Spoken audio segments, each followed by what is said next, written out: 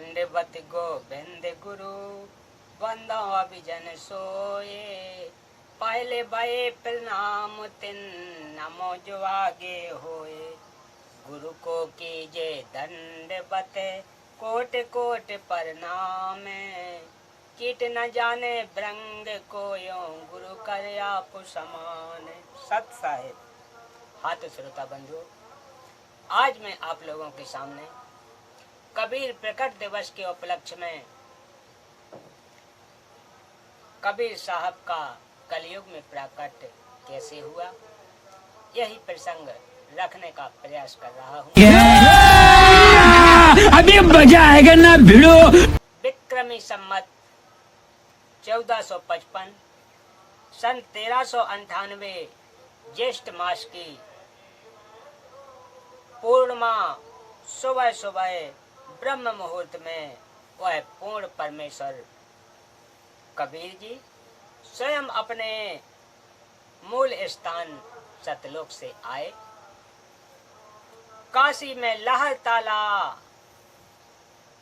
लहर तारा तालाब के अंदर कमल के फूल पर एक बालक का रूप धारण किया। पहले मैं आपको नीमा नीरू के बारे में बताना चाहूंगा कि ये कौन थे। द्वापर युग में नीमा नीरू सुपथ सुदर्शन के माता पिता थे। इन्होंने कबीर साहिब की बात को उस समय स्वीकार नहीं किया था। अंत में सुदर्शन ने करुणामय रूप में आए कबीर साहब से प्रार्थना की थी कि हे प्रभु, मुझे उपदेश दे दिया तो सब कुछ दे दिया। आपसे आज तक कुछ मांगने की कोई आवश्यकता ही नहीं पड़ी, क्योंकि आपने सर्व मनोकामना पूर्ण कर दी तथा जो वास्तविक भक्ति धन है उससे भी परिपूर्ण कर दिया। एक प्रार्थना है दास की, यदि उचित समझो तो स्वीकार कर लेना। मेरे माता पिता यदि किसी जन्म में कभी मनुष्य शरीर प्राप्त करके पृथ्वी पर आए तो इनको संभालना प्रभु। ये बहुत पुण्यात्मा हैं, लेकिन आज इनकी बुद्धि विपरीत है। ये परमात्मा की वाणी को नहीं मान रहे। कबीर साहब ने कहा, चिंता न कर, अब तू अपने माता पिता के चक्कर में यहाँ उलझ जाएगा।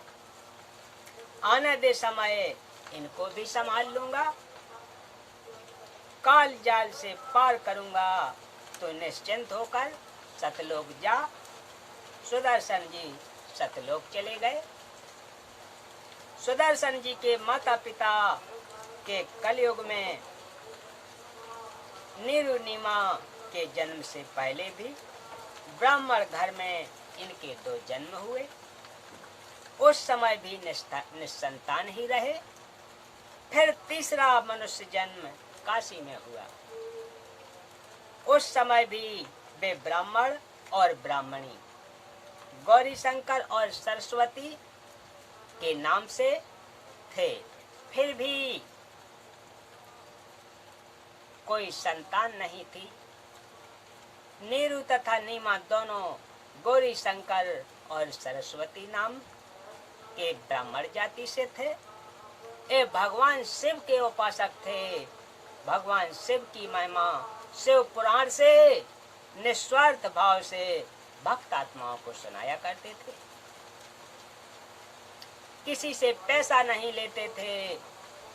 इनके नेक आत्मा थे कि यदि कोई उनको अपने आप दक्षिणा दे जाता था, उसमें से अपने भोजन योग्य रख लेते थे और जो बच जाता था उसको भंडारा कर देते थे। अन्य स्वार्थी ब्राह्मण गौरी शंकर तथा सरस्वती से ईर्ष्या करने लगे, क्योंकि गौरी शंकर निस्वार्थ कथा किया करते थे।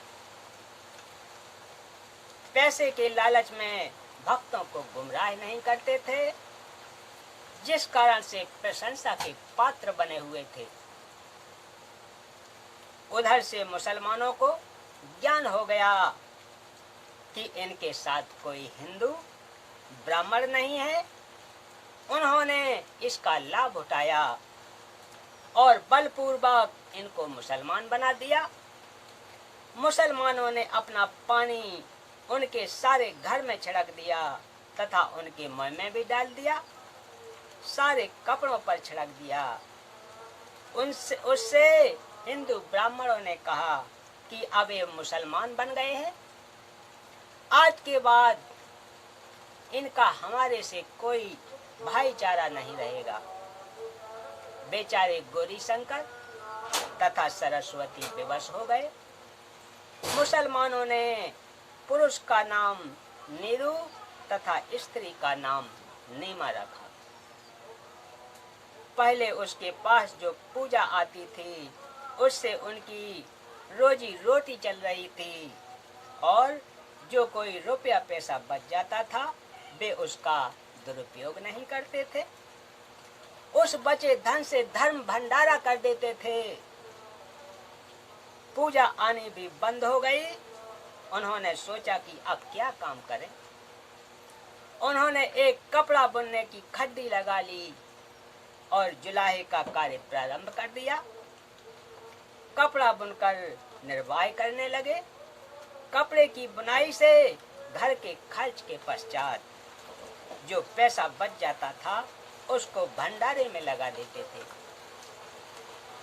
हिंदू ब्राह्मणों ने नीरू नीमा का गंगा घाट पर गंगा दरिया में स्नान करना बंद कर दिया था। आप कहाँ के ज्ञानी बाबा? अब तुम मुसलमान हो गए हो। गंगा दरिया का ही पानी लहरों के द्वारा उछलकर काशी में एक लहर तारा नामक बड़े सरोवर को भर कर रखता था। बहुत निर्मल जल भरा रहता था। उसमें कमल के फूल उगे हुए थे। सन 1398 वृक्कमी संवत 1455 जेठ मास सुदी पूर्णमासी को ब्रह्म मुहूर्त में अपने सत्यलोक से सशरीर आकर परमेश्वर कबीर बालक रूप बनाकर लहर तारा तालाब में कमल के फूल पर विराजमान हुए। उसी लहर तारा तालाब पर नीरू नीमा सुबह सुबह ब्रह्म मुहूर्त में स्नान करने के लिए प्रतिदिन जाया करते थे। ब्रह्म मुहूर्त कहते हैं सूर्योदय होने से 1.5 घंटा पूर्व। एक बहुत तेज पुंज का चमकीला गोला बालक रूप में परमेश्वर कबीर जी तेजोमय शरीर युक्त आए थे। दूरी के कारण प्रकाश पुंज ही नजर आता है।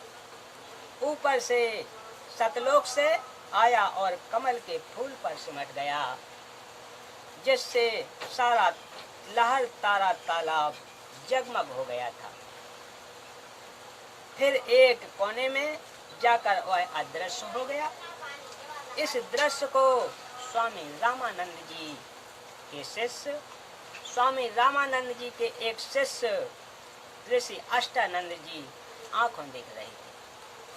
अष्टानंद जी भी स्नान करने के लिए एकांत स्थान पर उसी लहर तारा तालाब पर प्रतिदिन जाया करते थे। वहीं बैठकर अपनी साधना गुरुदेव ने जो मंत्र दिए थे उसका जाप करते थे और प्रकृति का आनंद लिया करते थे। स्वामी अष्टानंद जी ने जब देखा कि इतना तेज प्रकाश जिससे आंखें भी चौंधिया गईं, ऋषि जी ने सोचा कि ये कोई मेरी भक्ति की उपलब्धि है या मेरा धोखा है। यह सोचकर कारण पूछने के लिए अपने गुरुदेव के पास गए। आदरणीय रामानंद जी से अष्टानंद जी ने पूछा कि हे गुरुदेव, मैंने आज ऐसी रोशनी देखी है जो कि जिंदगी में कभी नहीं देखी। सर्व वृत्तांत बताया कि आकाश से एक प्रकाश समूह आ रहा था। मैंने देखा तो मेरी आंखें उस रोशनी को सहन नहीं कर सकी, इसलिए बंद हो गईं। बंद आंखों में एक शिशु का रूप दिखाई दिया, जैसे सूर्य की तरफ देखने के पश्चात सूर्य का एक गोला सा ही दिखाई देता है। ऐसे बालक दिखाई देने लगा। क्या यह मेरी भक्ति की कोई उपलब्धि है? यह मेरा दृष्टिकोण था। स्वामी रामानंद जी ने कहा कि पुत्र, ऐसे लक्षण तब होते हैं जब ऊपर के लोगों से कोई अवतार गण आते हैं। वे किसी के यहाँ प्रकट होंगे, किसी माँ के जन्म लेंगे और फिर लीला करेंगे, क्योंकि इन ऋषियों को इतना ही ज्ञान है कि माँ से ही जन्म होता है। जितना ऋषि को ज्ञान था, अपने शिष्य का शंका समाधान कर दिया। नीरू व नीमा प्रतिदिन की तरह उस दिन भी स्नान करने जा रहे थे। रास्ते में नीमा ने प्रभु से प्रार्थना की कि हे भगवान शिव, क्योंकि वे भले ही मुसलमान बन गए थे, लेकिन अपनी वह साधना हृदय से नहीं भूल पा रहे थे जो इतने वर्षों से कर रहे थे। क्या आपके घर में हमारे लिए एक बच्चे की कमी पड़ गई है? हमें भी एक लाल दे देते, हमारा जीवन भी सफल हो जाता। ऐसा कहकर फूट फूट कर रोने लगे। उसके प्रति नीरू ने कहा कि नीमा, प्रभु की इच्छा पर प्रसन्न रहने में ही हित होता है। यदि ऐसे रोती रहेगी तो तेरा शरीर कमजोर हो जाएगा, आंखों से दिखना बंद हो जाएगा। हमारे भाग्य में संतान नहीं है। ऐसे कहते कहते लहर तारा तालाब पर पहुंच गए। थोड़ा थोड़ा अंधेरा था। नीमा स्नान करके बाहर आई, अपने कपड़े बदले। नीरू स्नान करने के लिए तालाब में प्रवेश करके गोते मार मार कर नहाने लगा। नीमा जब स्नान करते समय पहना हुआ कपड़ा धोने के लिए दोबारा तालाब के किनारे पर गई, तब तक अंधेरा हट गया था। सूर्य उदय होने वाला ही था। नीमा ने तालाब में देखा कि सामने कमल के फूल पर कोई वस्तु हिल रही है। कबीर साहब ने बच्चे के रूप में एक पैर का अंगूठा मुंह में दे रखा था और एक पैर को हिला रहे थे।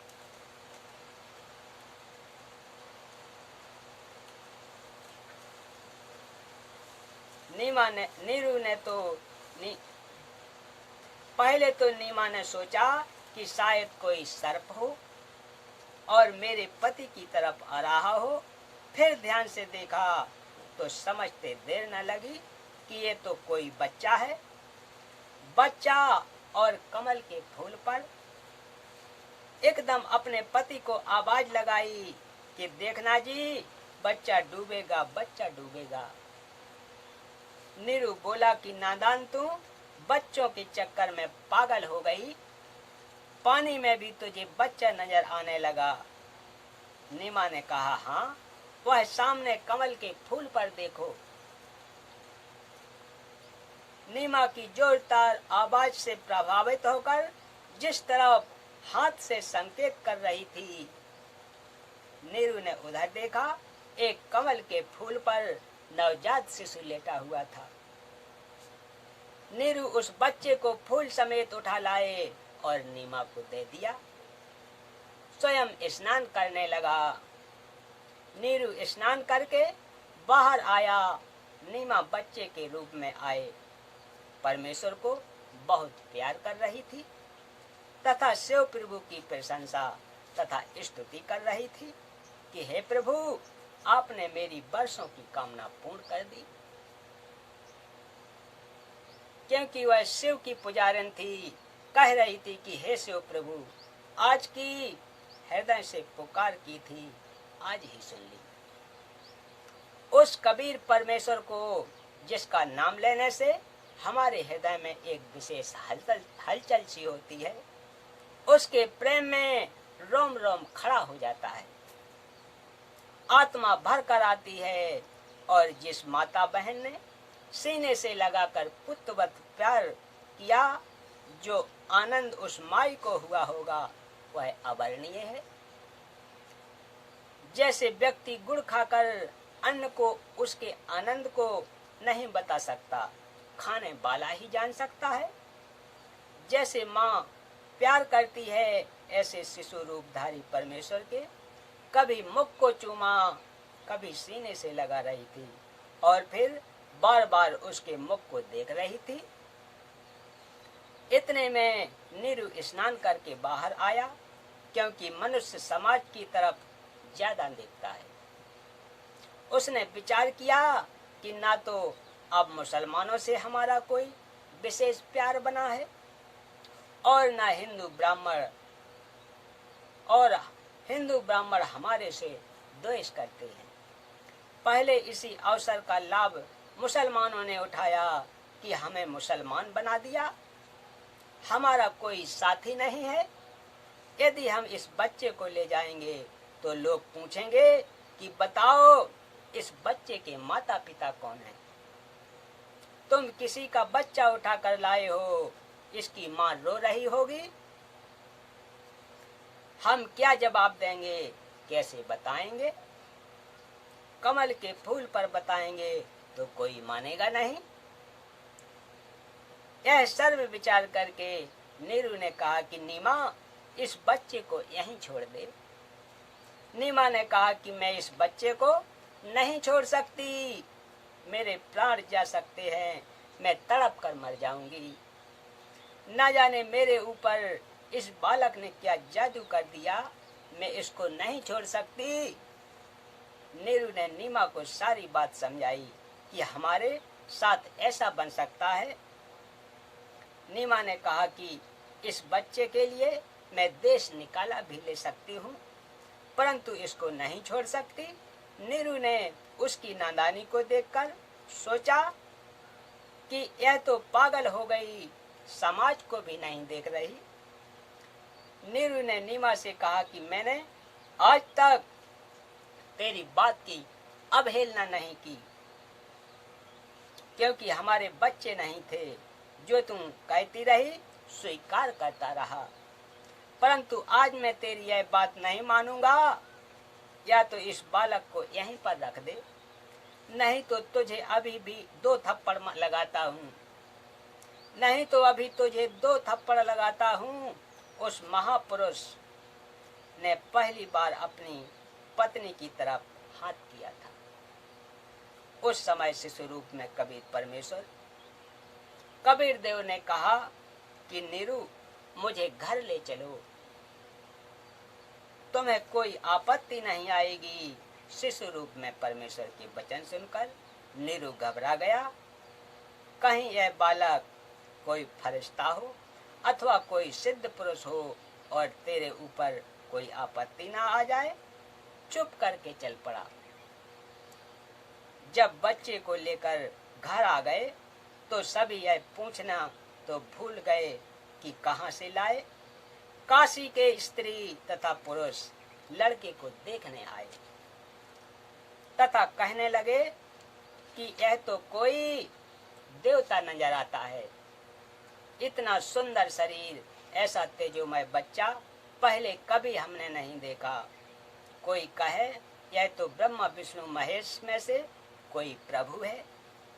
ब्रह्मा विष्णु महेश कहते हैं कि यह तो कोई ऊपर के लोगों से आई हुई शक्ति है। ऐसे सब अपनी अपनी टिप्पणी कर रहे थे।